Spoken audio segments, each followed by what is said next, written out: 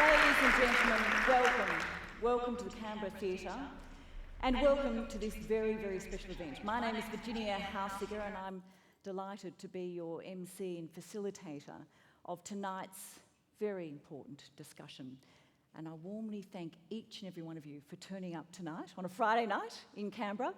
Before we start, of course, as is tradition here in Canberra and indeed right around the country, I'm calling on one of our Ngunnawal knowledge holders to deliver the welcome to country.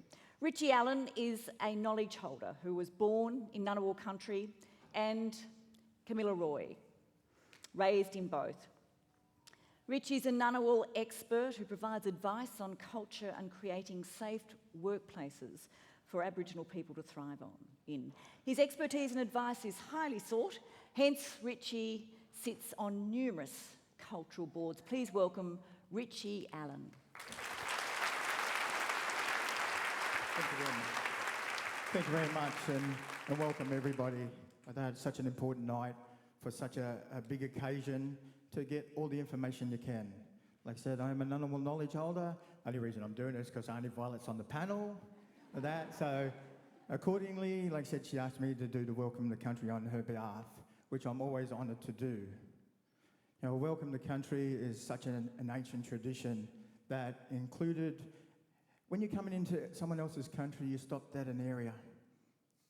How long you waited there was no concept of time. You waited until the respect came, the traditional owners came to give you a smoking ceremony. So you didn't leave your cultural footprints on other people's country.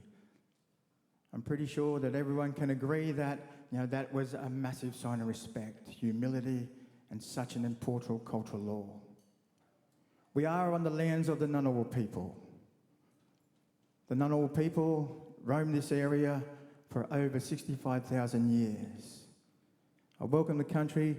We invite everybody with our open arms to come in and learn about Ngunnawal people. The Ngunnawal people are such friendly people, and we invite you to come and learn who we are. Learn all mobs throughout Australia. This is the only way we will achieve true reconciliation. I stand here and respect the late Aunty Agnes. I pay my respects to Aunty Agnes and her family. The matriarch of Ngunnawal people she was. Seen many things and many changes come through this land. And for that, I pay our respects to her and her family. And thank her for the contribution she made to the lives of not just Ngunnawal people, but all Indigenous people and non-Indigenous people. She fought hard, and she was a very strong matriarch. I pay my respect to the Ngunnawal ancestors and the footprints they left behind in this beautiful country we call Canberra and region. I pay my respects to my matriarch, Aunty Violet Sheridan. If I don't mention her, she will absolutely slaughter me with that. And thank her for the knowledge she passed down to me.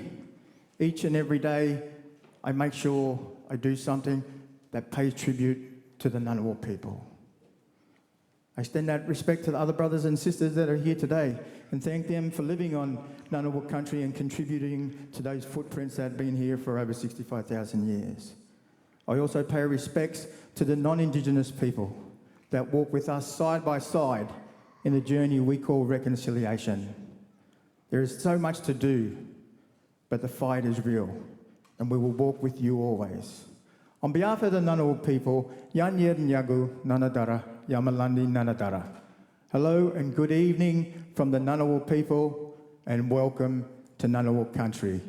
Thank you very much.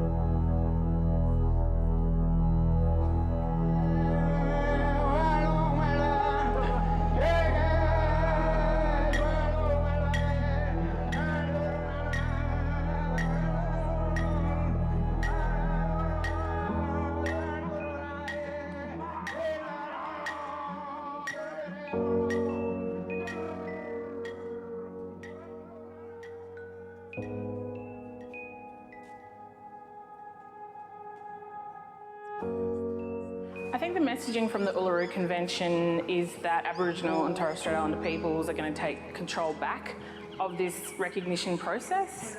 I think what we heard from all the dialogues was overwhelmingly universal in that people wanted the tools to make an actual difference to their lives on the ground. We distilled all of the information that the 13 dialogues gave us and came out with a model that involved treaty making, a voice to the Parliament, and a truth commission. We cannot continue to go on anymore being voiceless and powerless in our own lands. So far we don't have any say in any legislation, any policy at all. So from here, what we're saying to Australia is this relationship between us, this very poor relationship, full of rampant racism and what have you, has to stop. The country has to be mature and sophisticated enough to have an intelligent conversation so we can all move forward and solve this unfinished business between us all, because it's definitely time.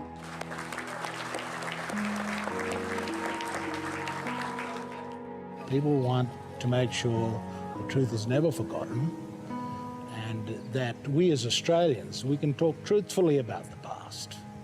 We should never let the past be a burden upon us, but at the same time, it will always be a burden if we don't face up to it. And denial is no solution to that burden. In fact, the weight of that burden increases the more determined we are to try and force a denial and a forgetfulness about it. So one of the really strong messages from all of the dialogues, but emphasised here this week, is that the First Nations want our own people and the rest of Australia to engage in a process of truth-telling, a lot like other societies that have been racked by division and the wounds of the past. A lot of other societies have established truth-telling processes to lay the groundwork for a more united future, and this is what our people have done here this week. In my work as a United Nations expert, I've been able to look across, the 70 countries of the United Nations who have significant Indigenous populations and see that that kind of voice to the Parliament, that kind of parliamentary institution is quite a conventional way that member states accommodate Indigenous peoples within the state. So it's no surprise to me that that has come up as a significant legal reform option for communities who feel like they don't have any power and they don't have any voice. And what we did hear from the dialogues right around the country is a very strong sense of powerlessness and voicelessness. People feel they don't have community control anymore. They feel like their communities are run from Canberra. And I think that's a really important message for the Prime Minister and opposition leader to hear, that communities feel so profoundly unhappy with the way Aboriginal polities are situated and located within the life of the Australian state. There's heaps of overlap, heaps of common ground, heaps of common themes, and of course the consensus was around us calling for a voice to Parliament, constitutionally mandated. It is a substantial proposal. It's a critically important proposal. And the message that came out of the dialogues was unanimous on this, and it was confirmed as the priority. But the hopes of our people are that it will be this voice that sets up the next stage of our movement towards agreement making under a Makarrata Commission. The old idea of a Makarrata is more than 30 years old. It's a well-established idea, a Yolngu name for people coming together after a disagreement.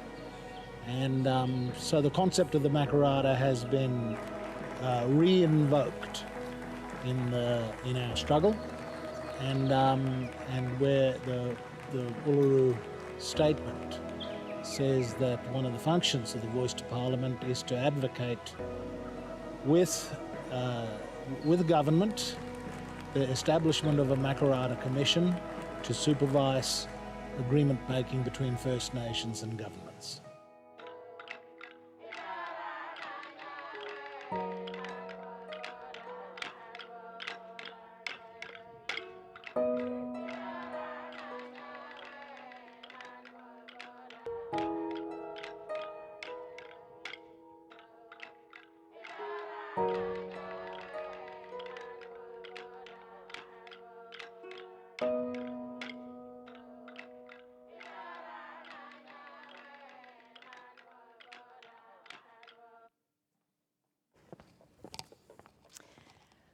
Well, ladies and gentlemen, once again, thank you so much for coming along here tonight and giving up your Friday evening. We all come in good faith and share respect and come with, I think, a sense of celebration of our community, and the fact that we can come together like this is something we should all be very, very proud of. It's an opportunity for our nation to engage in a very big, broad discussion about the place and participation of First Nations peoples and voices in Australia's place of legislature, the National Parliament. Now, just yesterday, the Attorney-General, as you know, introduced into Parliament the constitutional alteration legislation for the voice. So our timing today couldn't be better. It couldn't be more timely. And right now, in other parts of Australia, indeed in Tamworth, there is a similar town hall meeting going on right as we speak. And that one is hosted by Barnaby Joyce and Pauline Hanson and Allan Jones on understanding... I know where I'd rather be. But that discussion is on understanding why you should oppose the voice. Now that comes as a surprise, doesn't it? These discussions will be held all around the country in coming days, weeks, months, and we can only encourage each and every one of you to have these conversations broadly with your friends and family and work colleagues. It's so important we have these discussions. Tonight, I think we are very honoured to have a couple of the key players joining us who've come to Canberra tonight to kick off this very big public discussion right here with you and I. So I will introduce the panel one by one once they come onto stage, but would you please welcome, I'll introduce them formally as they sit down, but I'm going to call on Violet, Pat, Megan and David to take a seat.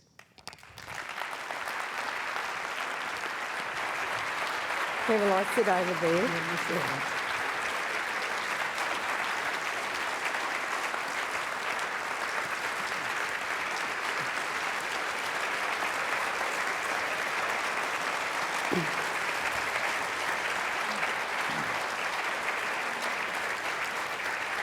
I'll have to call a halt to that applause or we'll be here all night. It's so lovely. Now, I do want to formally introduce each of our panellists to you, and I'm going to start with Violet Sheridan. Is it okay if I call you Auntie? Am I young enough to call you Auntie? Yes, you are. I've known Aunty Violet for a couple of decades since I first came to Canberra. She's done the Welcome to Country or acknowledgement, Welcome to Country, just about every event I've ever done. And I feel like it's not right if Aunty Violet isn't there. So we're so pleased to have you along here tonight.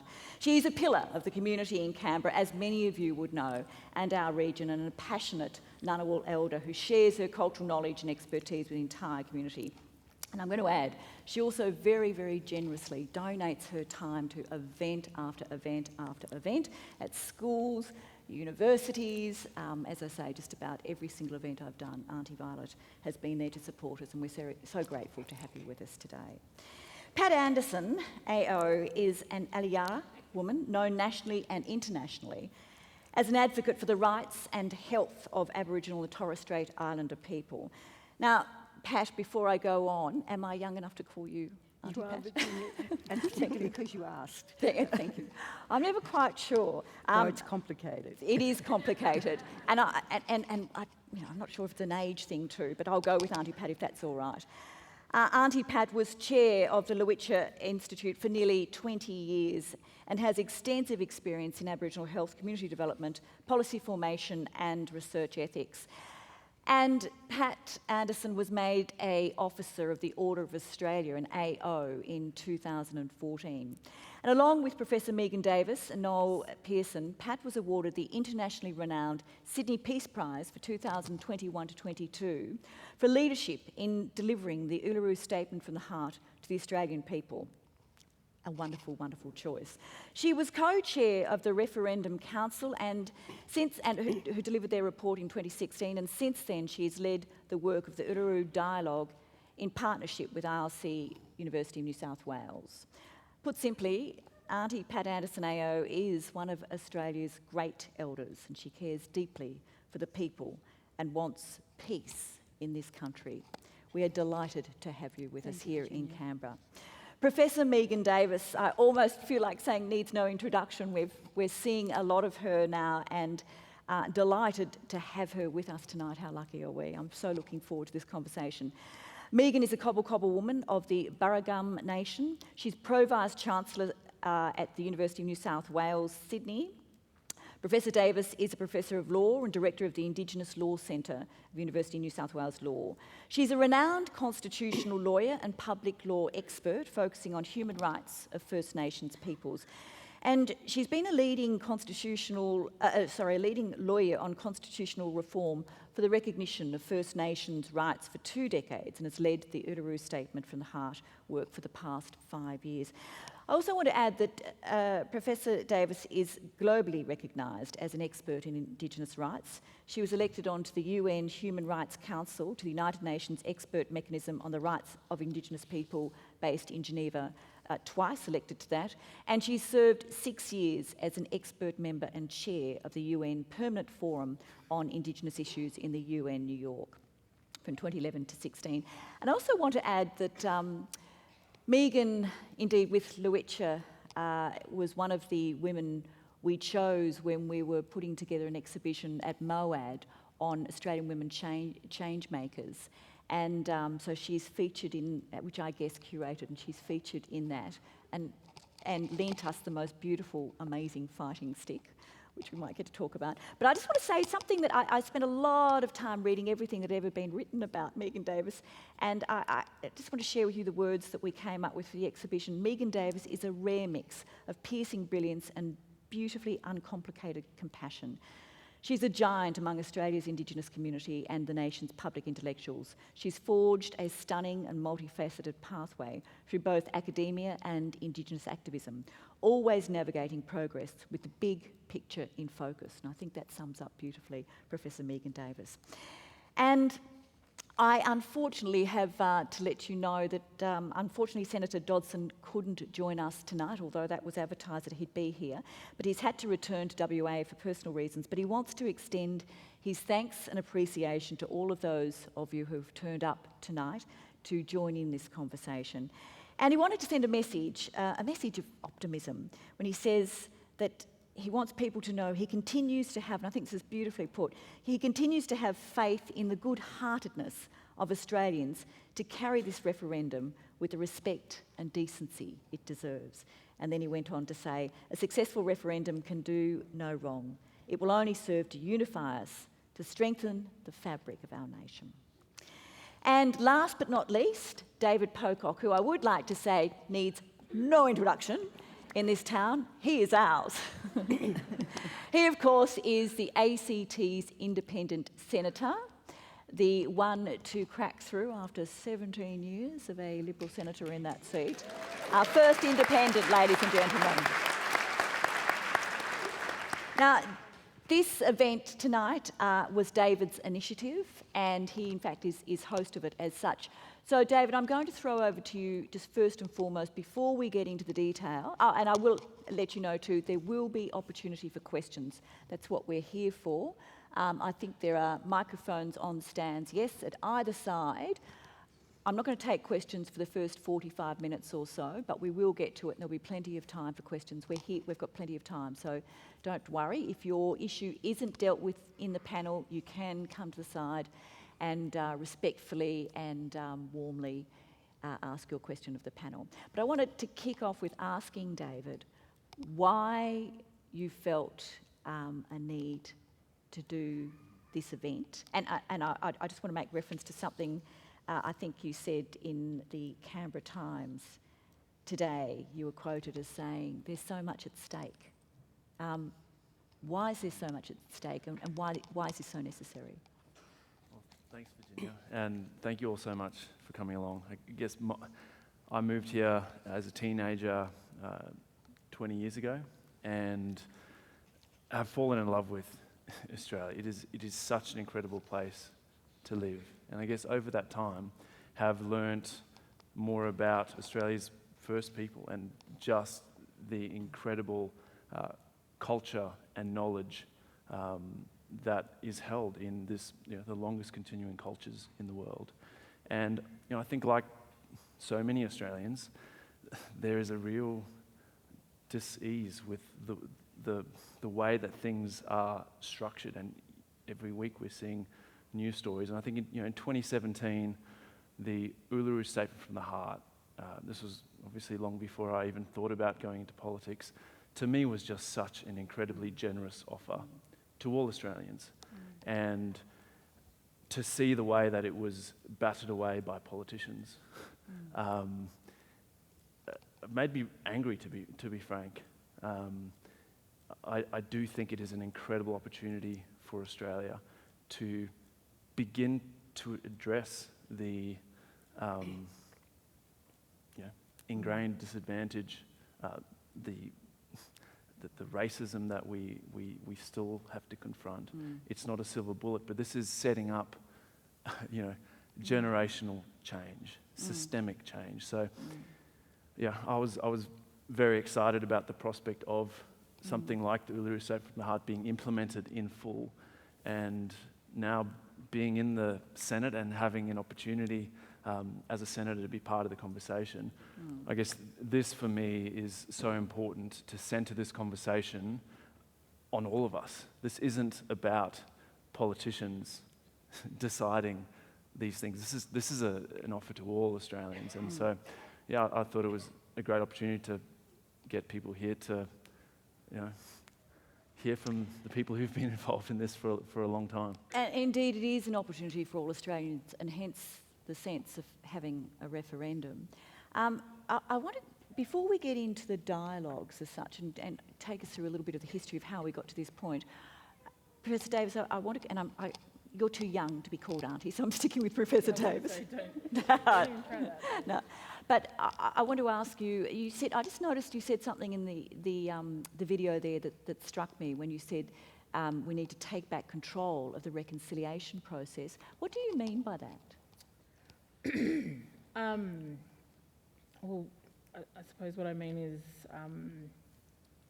Bob Hawke originally introduced reconciliation kind of into the parlance and legal discourse of the nation when he couldn't deliver on treaty or national land rights. And you can read what his cabinet said at the time about how you soften the blow to mob. And they spoke about a new process. They spoke about Australians not really knowing mob, and therefore one way of dealing with this was to kick the can down the road into a reconciliation process. And that reconciliation process happened for 10 years. It was a statutory process, as you know, a Reconciliation Council Act. And we know from those cabinet papers that originally the Act and the purpose of that council was about reconciliation and justice, but they deleted the words "and justice." And so we went down this path of reconciliation. After 10 years, after all of that incredible work led by people including Patrick Dodson, Linda Burney, etc., you get to the Bridgewalk period and you've got a new government in, and that government rejects all of that work that has come before, and it creates a kind of false binary in terms of reconciliation. It takes rights, treaty, all of those really substantive reforms that Indigenous people have advocated for decades and decades in Australia, and it palms that off into what he called symbolism. And then he said, we're going to walk down a path of practical reconciliation. And that aligned with his government policies of welfare restrictions, and many other different policies that Howard introduced, which were aimed at what we would say citizenship rights. So they're actually policy settings that were delivering rights to our people that we should actually get because we're Australian citizens. And so he split the reconciliation movement. And so Truth and Justice stayed here, and he moved reconciliation down this practical, pragmatic reconciliation pathway, and Reconciliation Australia walked with him. And you saw the creation of something that's known as the Reconciliation Action Plans, RAPs, and you saw corporates and businesses step up to the plate and create RAPs. But nothing in those RAPs really spoke to truth and justice. And we never recovered reconciliation until the Uluru Statement from the Heart put truth and justice and rights back on the table. And that's what we mean about taking back control of the reconciliation movement. Thank you for explaining that. That was wonderful.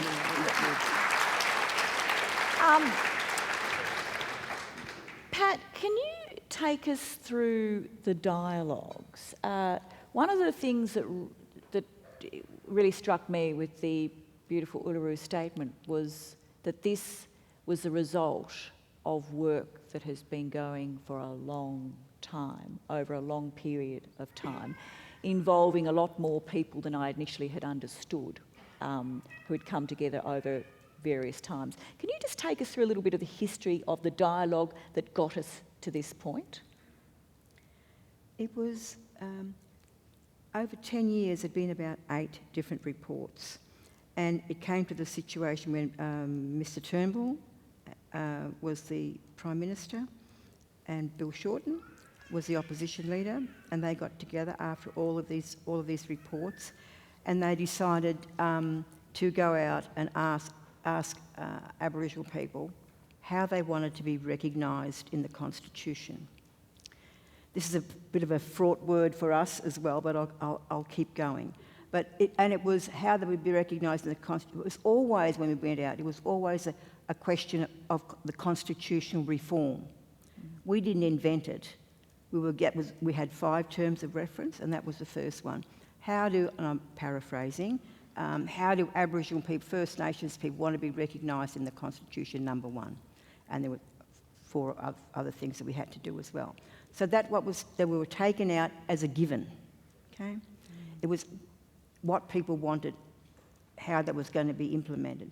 And over that whole process, many months, was a whole very robust process.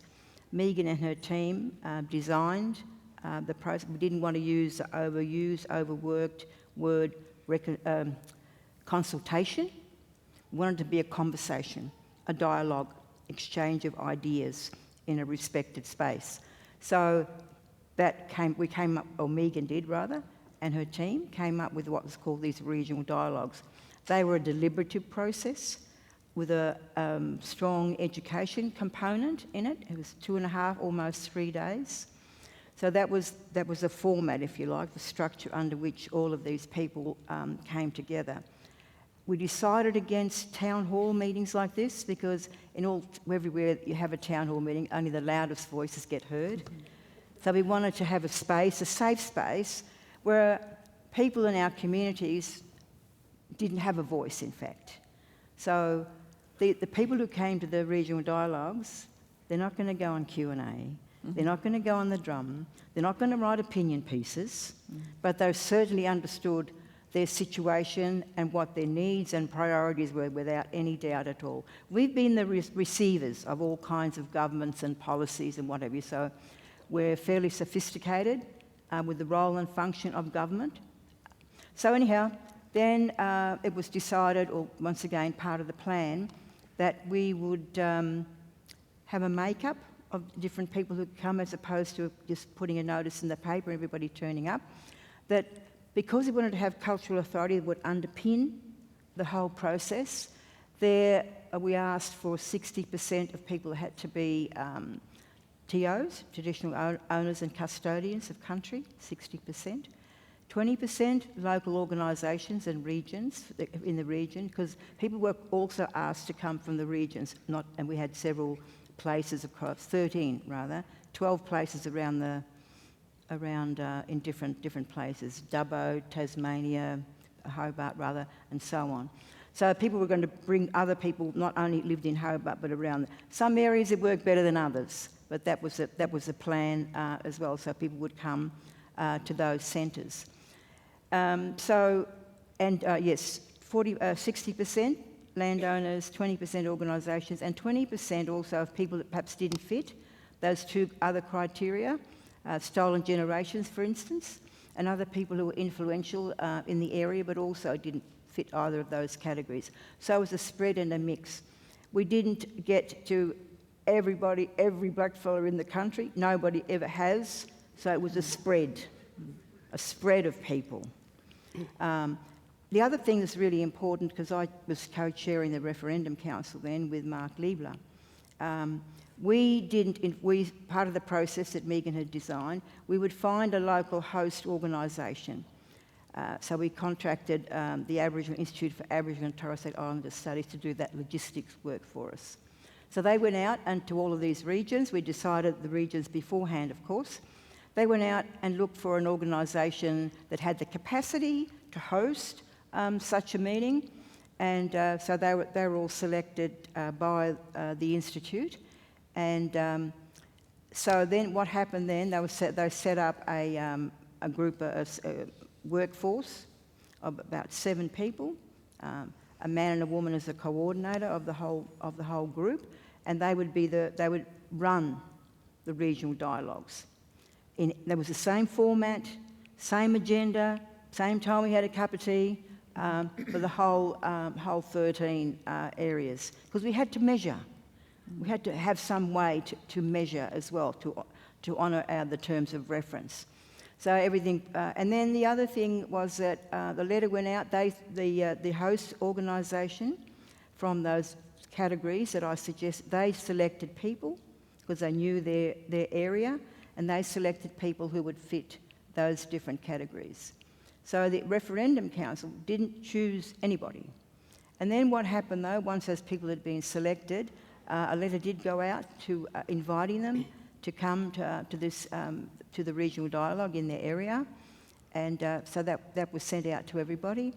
Then when the team was chosen from the local host organisation, we went out and trained everybody, tell them what the meeting's about, how it's all going to work, what the expectations are, and so on and so forth. And we had a whole itinerary of the different locations. So it's been an exhausting, exhaustive process. It's a great model. Yeah. It's a model that really works, and it worked really well because everybody had a go. Everybody could talk. And then each of the terms of reference Megan had a team of constitutional lawyers and senior lawyers who went with each of those groups when they became resource people, so they could answer questions that people had right there in that the workshop situation.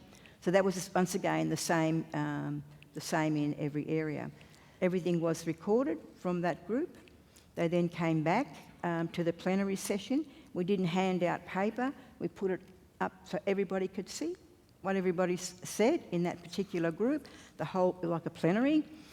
And then every sentence was talked through, and in the end, the coordinators would say, is that correct? And some say, no, we want to change this here. That's what that says, but we really meant this, and so on and so forth. So everybody could see these changes being made up on a big screen like this, or big, huge pieces of paper. So, and then when it was, the convener said, is that what you said? You happy with that? And they said, yes, happy with that. We've signed off. Took a few hours to get there, though. It did. I know it it's sounds rolling like off it's the tongue taken very easily, but in fact it was really hard work. In truth, it's been years and years and years to get there. And I mean, this is evidence of it being, as I say, a really exhaustive process, which I don't think people had really understood until this point.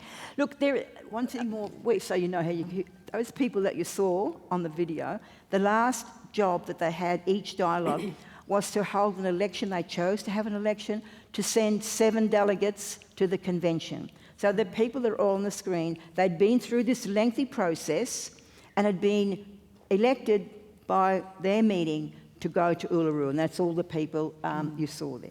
Now you can go. So,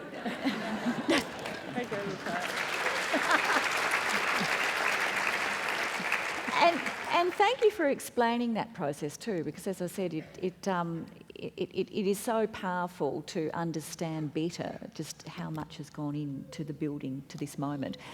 There are a whole lot of things that I want to ask you. My job here is to ask you the obvious questions that have been floating around for some time. But before we get to them and start chopping through them, and then our audience will come up with some, I do have to ask Aunty Violet. I want to ask you just to tell us briefly why, for you as a Ngunnawal elder and from our community, why does the voice matter so much to you? The voice matters so much to me, and why I really, really support the yes vote is because it will empower our communities. It will give us a chance to re-elect people to sit at the table, to negotiate, to advise the government where they've been going wrong. Because with the closing the gap, last time I seen it, there was only 4 indicators, key indicators that was addressed and they've reached. So like I always say, I'm 68-year-old. My eldest granddaughter is 27, expecting her first baby. Well, she'll be 68-year-old and her granddaughter standing signing, and nothing has changed. So I'm hoping the voice will empower our communities and that the government sits down and listens. Because ADSEC, back in the day, I was an ADSEC councillor. That process was a great process until Howard abolished it. We elected people there to represent us. So I'm open that this process would be the same, because people will be elected from our communities. People will, because that they see what's going on in the communities 24/7, because they're there living in the communities. And so they can advise the government on this process where they've been going wrong for many, many years. So that is why I'm supporting the voice, and I'm hoping that Australia will support us all, support us with this yes vote and get us across the line with the referendum. Thank you, Aunty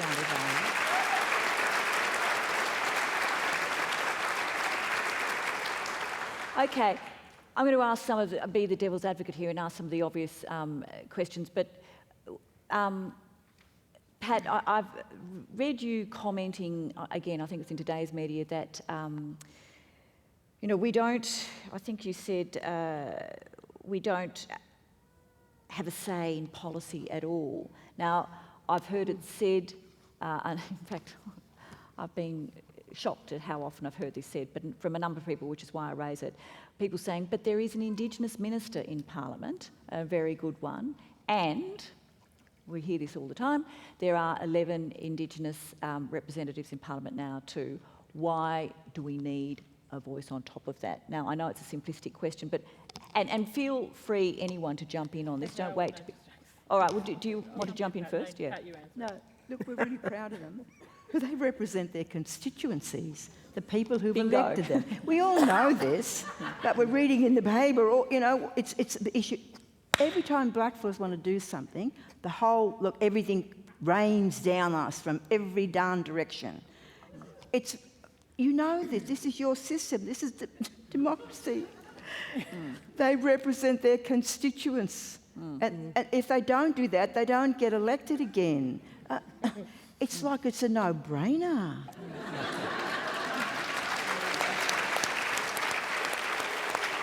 Megan, can you just develop this a little bit further in terms of what's your soundbite answer to why do we need this? I mean, I know you've already touched on this, but why a voice to Parliament? Why? And we understand the model has been explained through this very, very exhaustive deliberative process, but why a voice to Parliament? Well, I mean, for the reasons you've already mentioned, our people don't get a direct say in laws and policies that impact upon their lives. Pat's already alluded to the fact that we don't understand why this argument keeps being brought up about the 11 Aboriginal parliamentarians. But, you know, post-ATSIC, there was and you're right, Aunty, ATSIC did a really good job. And the nation has kind of just become used to not talking about it. In fact, there's virtually no academic literature at all or empirical studies of ATSIC. But for many blackfellas who worked in it, or were representatives of it, or the beneficiaries of it, it did an extraordinary job. When it was abolished at the stroke of a pen with Howard and Latham, it had a disastrous, destructive impact upon communities right across the country. And in the work that Pat and I did when we went out and did the dialogues, we heard firsthand from communities in, you know, really remote areas about the impact of the withdrawal of bush infrastructure. We heard the same stories in regional Australia and urban Australia about just how destructive the abolition of ATSIC was. And so then you have this lengthy period up until now that was a vacuum, hey Pat, like just filled with government engaging with people who were yes people to the work that they want to do, or the policies they want to implement. But in terms of communities, what we saw, and you start to see this in this constitutional process started about 2011.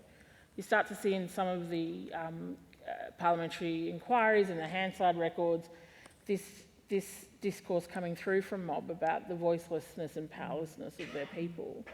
There's a really striking number of transcripts in the Wyatt Paris kind of joint select parliamentary committee where there's one at Sheridan, I think it is, where Christian Porter's asking this Aboriginal organisation about section 116A that the expert panel had come up with and subsection B to section 116A. And this community member just saying we're voiceless, we're powerless. I don't really want to talk about that because you've introduced the Indigenous Advancement Strategy and you've dismantled all of the policies and programs in my community. And it was just like, you know, ships passing in the night. And that was at the point I started, this is prior to Referendum Council, designing what a process might look like, where we actually went out to communities and asked people, well, what is meaningful recognition to you? If it's not symbolism, which the two major parties kind of had on the table, what does it mean to you? And this notion of voicelessness and powerlessness was really palpable in all of the communities. Because Australians are quite shocked to know that actually up until probably Wyatt, in the key agency that deals with Indigenous affairs, there was a few years there where there wasn't a single Aboriginal or Torres Strait Islander person in the bureaucracy in that particular agency. Wow. And so all of the things that Australians also get irritated about, that is to say bureaucracy in Canberra far away from where they live their lives and how they live their lives, and you can see this in for example, Fred Chaney's report into remote and regional Australia. Same kind of language about the remoteness of bureaucrats who have no clue about how people live their lives at a grassroots level. And that really imbued, I think, and has really fed into this sentiment that actually an enshrined voice to the parliament, keeping in mind most mob, virtually all mob, don't want to be members of political parties. They don't want to leave their communities. They want to serve their communities. They want to live in their communities. They don't want to become politicians. Most Australians don't want to become politicians. That is what... Sorry. I wonder why. Sorry, I feel you're sitting there. Good reason. That's why it's a voice to the parliament, not a voice in the parliament. Okay. We love you, David, given you're the one who is sitting in Parliament now, can I just get a comment from you about how you have seen this handled, this constant request for more detail, more detail, more detail, and yet even yesterday, for example, the very person asking for the detail, the Leader of the Opposition, wasn't present for the Attorney-General's Reading of the detail. reading. So how do you make sense of, or is it possible to make sense of, the politics at play here? I find it really disappointing, the lack of leadership and vision for how Australia can move forward together and how we can make this actually a unifying moment for our country. Obviously wasn't here for the referendum on the Republic, but my understanding is it was a similar strategy. You don't oppose it, but you just continually sort of drag it out and say, well, but what about this? Is there enough detail? What about the model? Chip away at the model. You slowly chip away at it. And the thing that I've been saying to politicians in there is the Parliament gets to vote on the model of the voice. That's how everything works here, right? You put some things in the Constitution that says that, you know, there will be a defence force, and then the Parliament decides. So these politicians who are saying we want more detail, like, they will personally potentially have a say in what that detail looks like. I find it very frustrating and quite disingenuous at this point. At times it has, forgive me if this seems rude, but at times it's been almost comical, the call for detail. When the Prime Minister has said a number of times, you know, we've met, we've offered all the detail, we've had the discussions, and then there was I think it was a doorstop the other day when the opposition leader was asked about one of the meetings with the Prime Minister. He said, I can't give you the detail, which seemed rather ridiculous. And I think that, you know, there is a valid call for detail. We now have the question, and, you know, I'm sure we will see some of the design principles, what it will look like. But, you know, this is a process, and I think so early on trying to muddy the waters around what this will and won't do, when it's been disappointing, but, you know, I think we're going to start to see the momentum build as more Australians see it for what it is, a huge opportunity.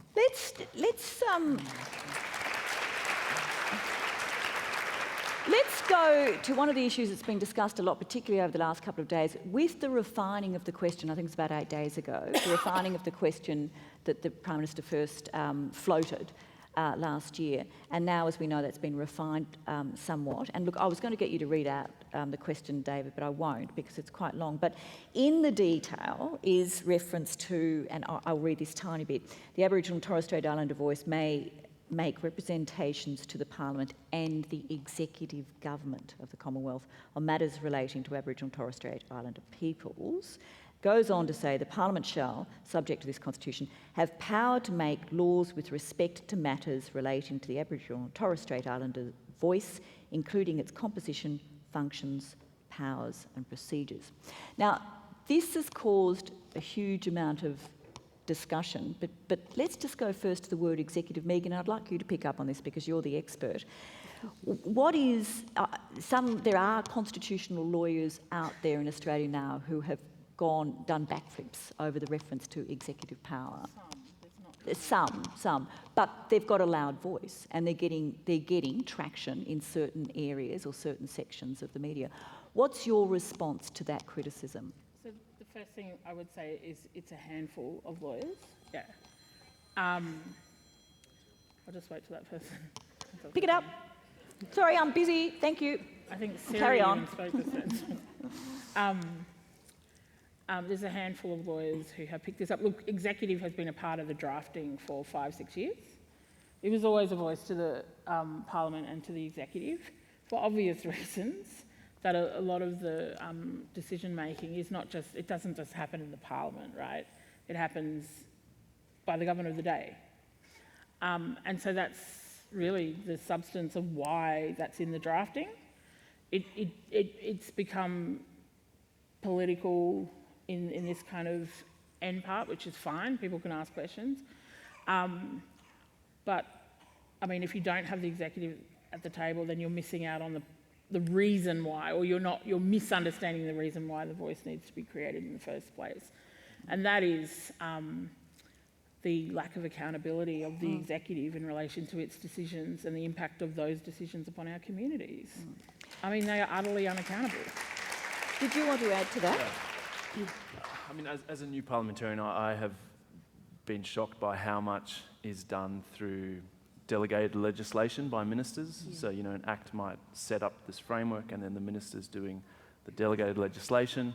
And then obviously when it comes to the budget, you know, the parliament isn't doing all that work. There's a huge amount of power in the executive, and I think it is right and proper that the voice will be able to make representations to them, and that the executive can seek advice on various issues, various sort of funding ideas or budgets.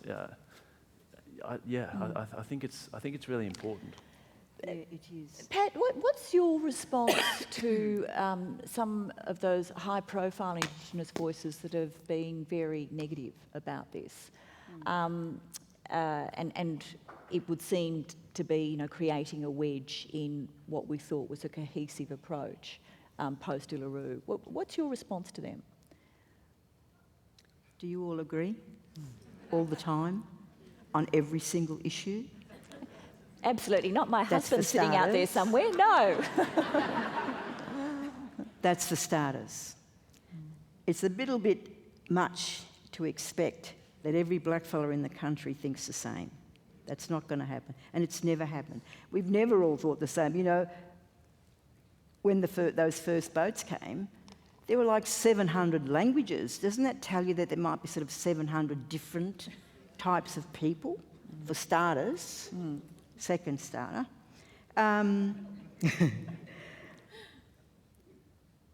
Everyone's in... Look, and there's a high degree of suspicion.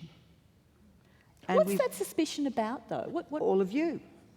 And everything that's happened to us. Everything that's happened to us. There's our other answer. You know, this is a long history here, and it's a bloody one, and it's a cruel one. And that's what we're trying to fix, to sort of get over this so we can get on with a mature and sophisticated nation. There is no doubt about it. We've got a lot of dirty work to do here.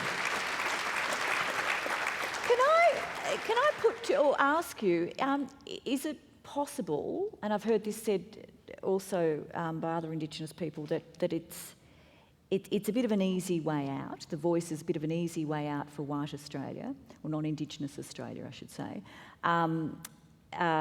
to make people feel, non-Indigenous Australians feel like, yes, okay, we go to a referendum, we vote, yes, we've dealt with that.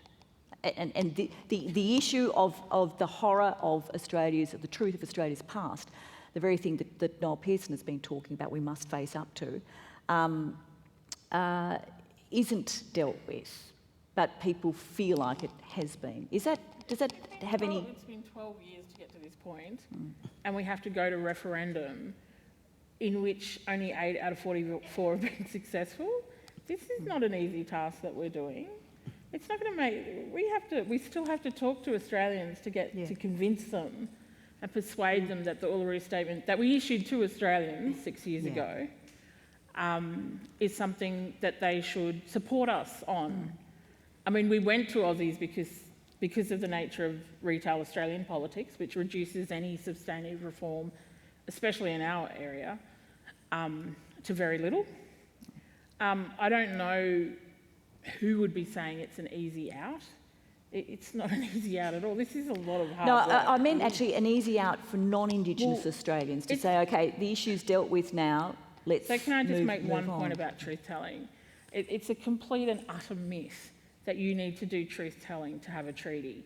It's a complete and utter myth that you need truth-telling to get to rights. There is no treaty process in the world that has required a truth-telling process first. None. Not a single one. Do you need treaty before voice, though? No, you don't. Why? You don't, for all sorts of reasons. So let me start. So at Uluru, treaty was on the table. People didn't choose treaty first. So if we have a look at the process that's underway in Australia, treaty is being done at a state level, and it's being done in legislation. What we know in terms of the federal system and the Constitution is that the Commonwealth trumps state legislation, and so all of those treaties are vulnerable to Commonwealth override. 3 provisions in the Australian Constitution that can override treaties that will be done in legislation at a state and territory level. What we heard in the dialogues from, as Aunty Pat said, 60% of the invitations were to our elders, our cultural authority, our old people, Aboriginal culture, our people. We're a gerontocracy. We're a collective, but we're a gerontocracy where our decision-making is done by our old people. And in those discussions, they said that a lot of our people weren't ready to engage with the state on treaty. Treaties are really complex legal agreements, really complex. And we live in a state right across the continent in which we are not in a position, most mob, to enter into a treaty with the Crown. We don't have the resources. We don't have the money. If you look at British Columbia and their post-colonial treaty process, you had nations that were given up to $40 million to go away, hire lawyers, and do the work of treaty making. Look at the Queensland process. There's no money on the table. It is the Crown representing the Crown and the Crown representing the mob. So our people are pretty wise people. We understand how politics works, how the law works, and we understand that right now our people are not in a position or at the threshold of being able to engage in treaty making with the state.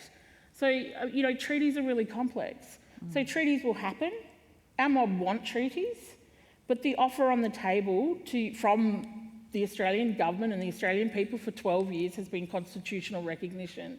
And treaties don't happen in the Australian Constitution. So that's some of the decision-making or the reasoning behind why we weren't going to just abandon constitutional recognition for treaty. The other reason is that our people have been dragged through the courts through a native title determination process that has ripped vast numbers of communities across this country apart. We have a problem in terms of the social cohesion of our people because native title processes have driven our people apart. They've driven nations apart and families apart. And most Aussies don't get to see that side of native title. Some groups have got really substantive native title decisions and determinations, but not all. And when we went to places like Dubbo, and when we went to places like Sydney, and people were saying they're not talking to family, they're not talking to each other because of what that process has done in terms of who is and isn't a traditional owner under that system that is driven by anthropologists and historians and judges. So to understand that decision-making around voice and treaty, you have to be really kind of deeply embedded in the Aboriginal community to understand that point. That's why voice is before treaty. Mm-hmm. Okay, beautifully put. Thank you. I am going to throw it over to you, and I know some of you do have questions, and there is, as I said, a mic standing at the side there. Please keep your question short, sharp, and to the point, and one question per person. That's the plea of every... I know, I've got to say it anyway. But no, please do, and no long... Well, we're in Canberra and people like to get up and make long dissertations. We ain't got time for that, folks. Although I know you're terribly intelligent, most of you know a huge amount more than I do. But just keep it really tight, please. So we've got first... I'm sorry, I can't see you. So we've got the first question. I think you just put your hand up.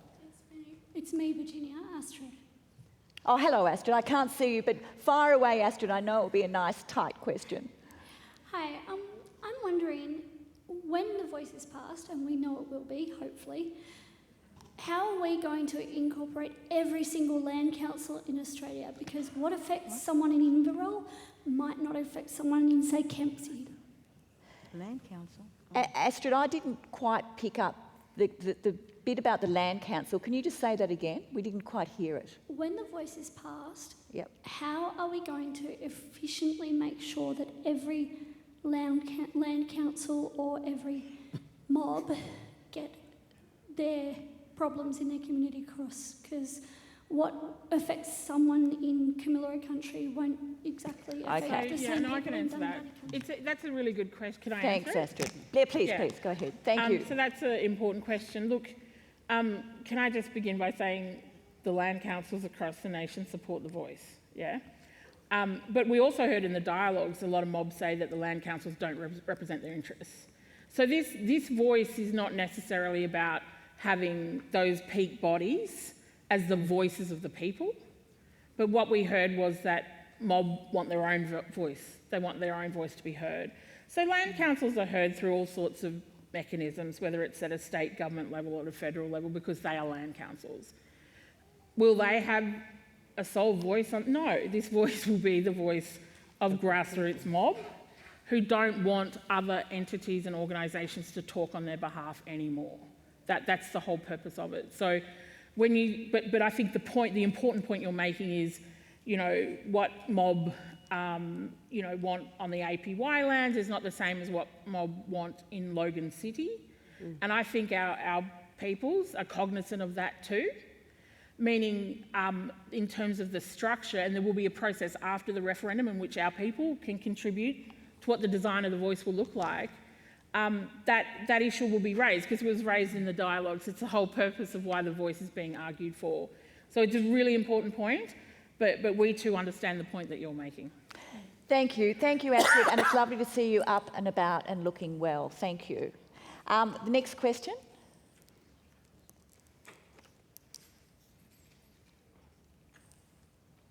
Hi all, thank you for hosting this panel. It's a really interesting discussion. I just wanted to ask a question about, on November 2022, Professor Megan David admitted to the National Press Gallery, and I quote, "We banned significant leaders from the movement because of their cynicism towards government from the dialogues beginning December 2016 onwards, informing the Statement of the Heart. Will that banning of Aboriginal voices who disagree with government be replicated in the formation of the Voice to Parliament?" Did you hear all of that? I think the question was, will Aboriginal people who don't agree with government be able to be elected to the Voice? Was that the question? I think it's about the quote saying that Can you stand back from the mic a little bit? It's a little bit hard up here to hear you. Just stand back a little bit, don't go close to it, and just paraphrase what you're saying. The quote, there's no sound. The quote is that we banned significant leaders from the movement because of their cynicism towards government. Got it. We banned... So what I meant was in the dialogues. So when we ran the dialogues, we wanted people to participate who didn't have a voice. So what we were really cognizant of was mob who are kind of professional lobbyists. They've got those passes and they get to Parliament House and they get in without signing in like the rest of us. They are on a register though, they have to be registered. Yeah, so we wanted to make sure that the people in the dialogues aren't people who already had a voice. Yeah. So that's why, some land council leaders would get up and say, "You're wasting your time. Yeah, government's never going to do anything. Yeah. Let's just stop this process." What we didn't want was to lose the opportunity of running the dialogues and having our mob think of a reform that meets the issues in their communities. And so we didn't allow people who were significantly... So this person I was referring to, the question you're asking from the National Press Club, is a very prominent Aboriginal leader, and he's been involved in the movement and all of these processes for 40 years. So yeah, he was cynical about it, but we did talk to mob, as Pat would know, and say, we're about to embark on this process of constitutional recognition. We've been given this opportunity. And law reform is a really difficult thing because law reform does require you to suspend your disbelief that the nation can't change. Law reform does absolutely require you to imagine that the world can be better and that you can dream of a better day. And so there was a lot, as Pat would know, after this particular dialogue, there were a lot of very upset young people in that dialogue, community mob, who said, we came along to this because we thought, we'd be able to contribute, and he's just said they're not going to listen. And I said, well, we said, they might not listen, but this process is in train, and for us to get change, we have to imagine that Australia can change. We have to dream of a better day for your grannies, for your children. And so we're asking you to suspend your disbelief. And Broome was a very difficult dialogue, Pat. There are a lot of women there who've had children removed, children who had committed suicide, a lot of people who are in youth detention. And it's not an easy thing, to go to communities and talk about reform and to talk about a constitution to a community. And so we said to them, law reform is an exercise in imagination. And this nation's constitution can change. It's built to change. We know that as mob because we did it in 1967, the highest yes vote in Australian history. But you must suspend your disbelief and exercise your imagination and let's do this work. And as Pat knows, the next day, Pat, they came, they rolled up their sleeves. And from that dialogue right across the nation, the men and women of the dialogues did such an extraordinary job, right? They dreamt of a better day. They suspended their disbelief that Australia can't change. And they invoked our people, our ancestors and people still alive who led that 67 referendum with Aussies, and exercised their agency and their imagination to come up with quite an extraordinary reform. And this reform, this voice to Parliament and what they designed, because at the time it kind of danced between a race power and a non-discrimination clause, they came up with a reform that no constitutional lawyer had conceived of prior to the dialogues. And so that was the point that I was trying to make at the National Press Club. The question is about, will these same dissenting voices or people who may have oppositional voices, I guess, to the voice now and maybe to issues that the voice will discuss, will they also be banned from participating? So if mob, vote them in, yes. I'm going to have to... But it's an important point. We're not excluding people who disagree with government. There were many ATSIC, Violet knows this, there were many ATSIC people that were elected that don't agree with government. We all don't agree with government. Most of our mob don't agree with government. Generations. But our mob will vote them in, so they'll vote them in. Okay, and thank you for the question. We'll take another one, and again, keep it short and sharp, please. Thank you. I would like to ask the panel if you have any practical advice for all of us here for when we leave tonight, when we're engaging with our friends, family members and colleagues on things that we can do and say to be positive advocates for a positive result in the referendum. Great question. Could I ask all of you just to give us a short answer to that? Because I'm sure you've all got an answer to it, but and we're going to run out of time, but just a short answer. David, can you pick up on that first and foremost? What are you telling people to take away tonight? This is an invitation to all of us. The history is calling. Like we have an opportunity to be part of history here and set our country up to begin to change the way that we are dealing with these issues and to allow Australia's First Peoples to have a voice on issues that affect them. For me, that's what it comes down to. And Violet, what do you want people to do when they leave here tonight? I want people to think about it. So we need to make change, we need to make a difference. Like I said, you've got grannies, and think about the next generations and the next generations. I want my great-grandchildren to walk beside their friends and not let them see there's a difference between us. We are proud Aboriginal people, proud First Nations people, but we're also proud Australians. So let's work into the future to make a difference. Please support this yes vote because it will make a difference for my people.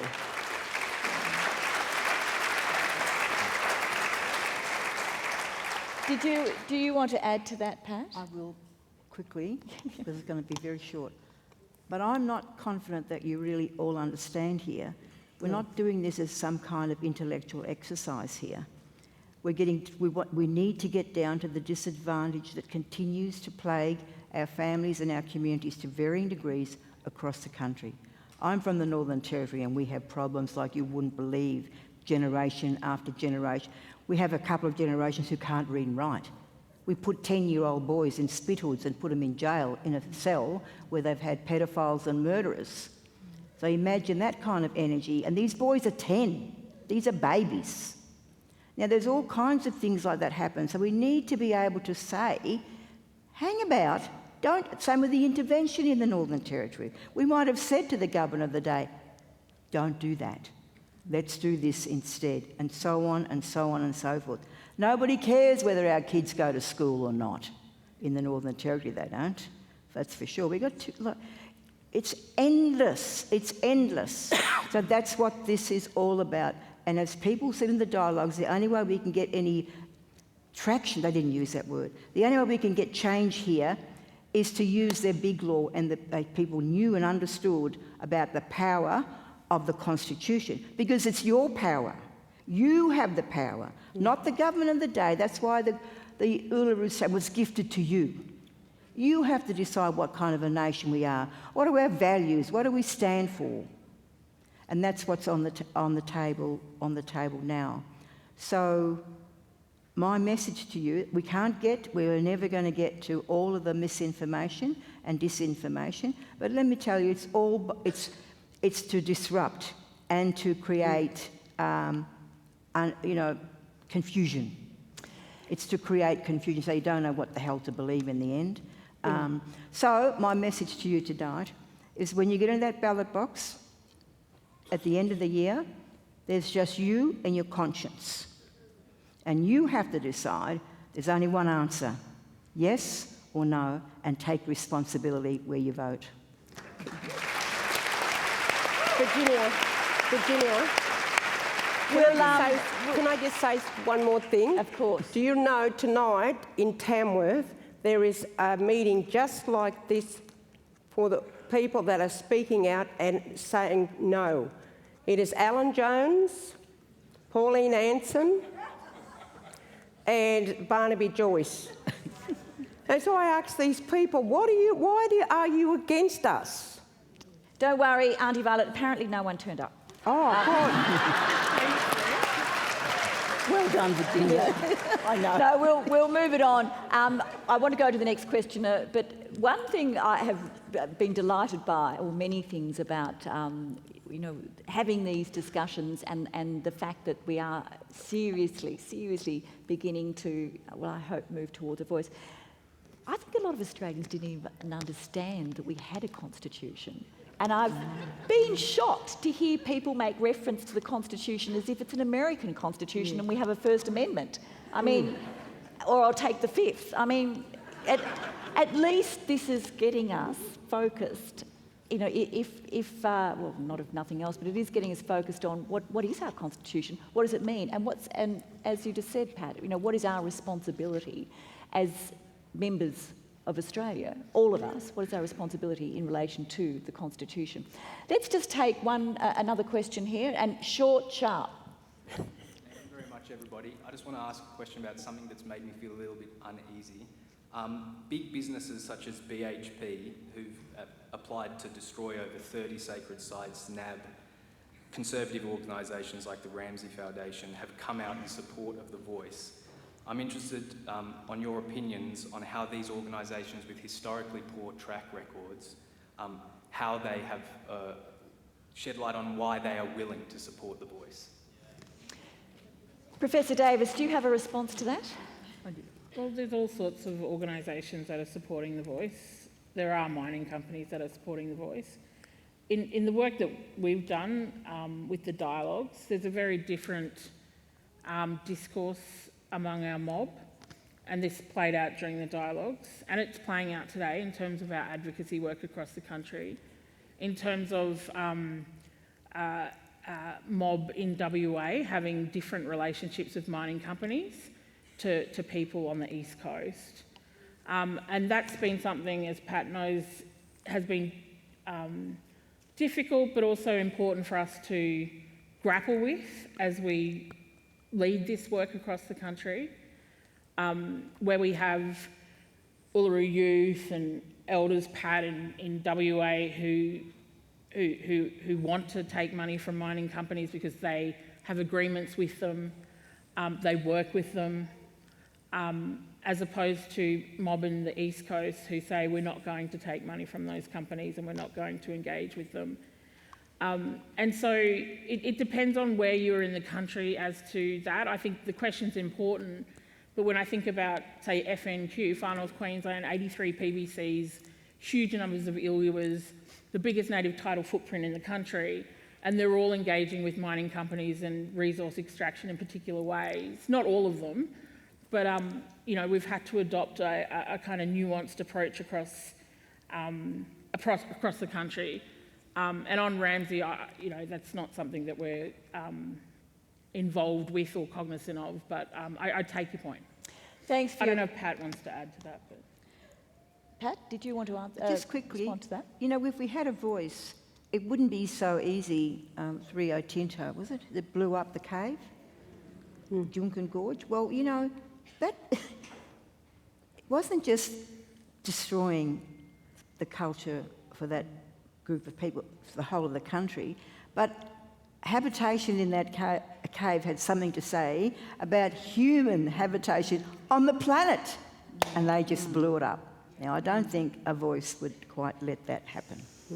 There's a lot Hopefully. there are a lot of things that could have been done and should have been done, including constitutionally, that didn't happen because there was no voice in Canberra coordinating a response to that.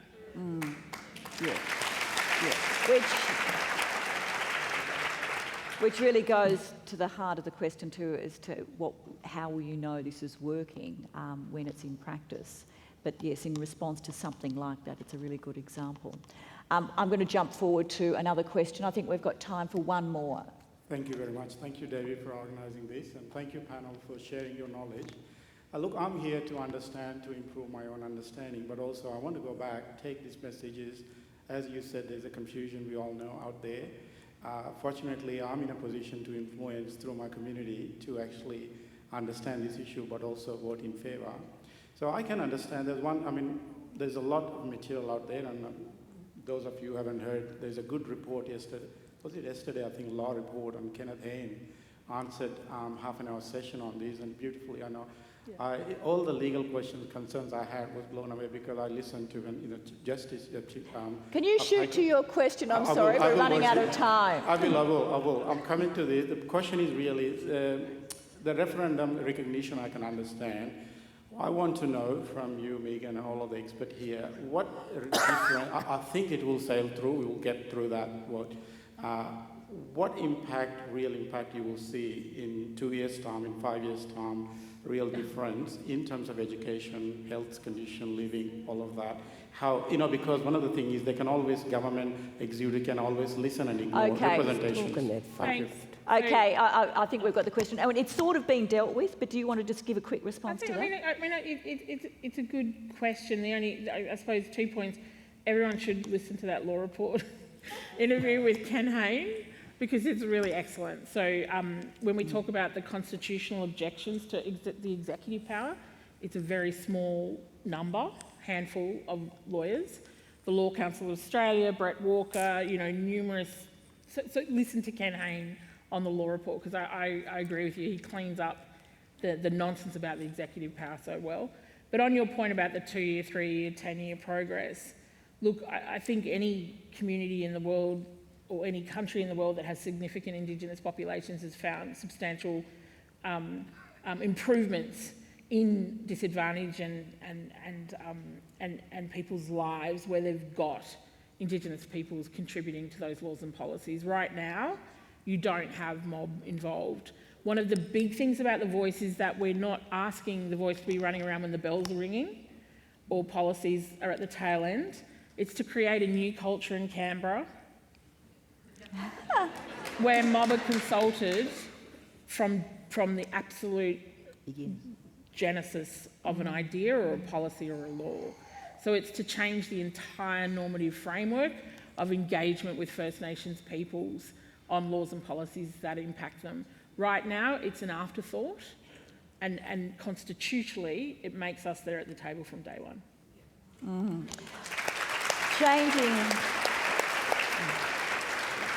Changing that process of how policies conceived, designed, developed, changing the normative process for every policy for everyone would be fantastic. So, maybe this is the way to do it. We are going to have to wind up, but I've got a couple of things just to share with you before we do, including a very short clip. But before we do, David, I want to just come back to you because, once again, you're the person sitting in Parliament House. Therefore, you've got a strong feeling for how this is panning out from the political perspective. As we get closer to referendum day, it's going, I guess, like any election process, it's going to get tougher and tougher and tougher. And because we know there's opposition, it's going to get even more bitter. What's your gut feeling now at this stage as to how is the mood around this issue, the voice? Do you think we might see a change from the opposition? Is that possible in terms of support, do you think? I'm not sure what they'll do. I know there are people within the party trying to shift their view. I think there's a lot of work to do. This is going to take all of us really having conversations. That's how change happens. No, if this was easy, it would have happened a long time ago. Change is hard. And I think you look at previous referendums, and it does take all of us really, in many ways, getting out of our comfort zones and having conversations, talking about what it means, ensuring that we are talking about the practical elements of how this is going to change the way that politics is done in Australia and set us up for future generations to hopefully really benefit from this. Thank you for that, David. What I have gleaned from tonight are many things, but the focus on the optimism of imagination is actually quite exciting. To what you said, Megan, about law reform requires you to suspend your disbelief that things can change. And law reform requires imagination. These are actually exciting ideas, optimistic ideas, hopeful ideas. And so it's really lovely to hear you express it that way. Before we do close though, and we're going to come back with a QR code that's going to give you some more information should you require it. But I believe we have a short video for closing. We'll play that. I got a story to tell you. It's a good one. It's about how these people, the first people, got a voice. 60,000 years they've been speaking. Had 363 languages. But no voice. No say on matters which affected them. It wasn't right. So, me and your granddad. Me and your mum. The whole nation did something about it. People called their friends and families. People talked about it on the streets. Talked about it at work, on the field. Everybody made a song and dance about it. Everyone walked side by side. And that's how we changed this country for the better. How we made history. Is that story true? It could be.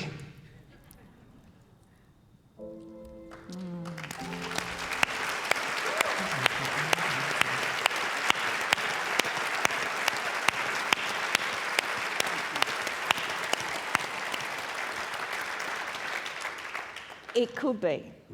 It could be. It's up to all of us. It could be. What a beautiful, beautiful way to close. Now, if you are interested in joining the support campaign, you can just scan this QR code. It's also on the postcards that were on your seats when you came in, and it's available on the website too, I believe.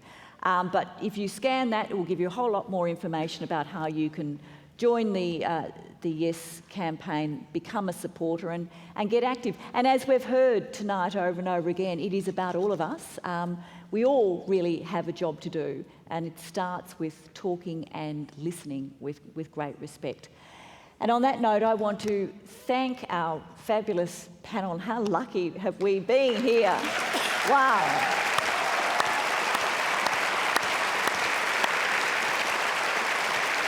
Aunty Violet, Aunty Pat, Professor Megan Davis and David Pocock, many, many thanks. And thank you to you for coming. Well done, Canberra. We know you'll do the right thing. Thank you.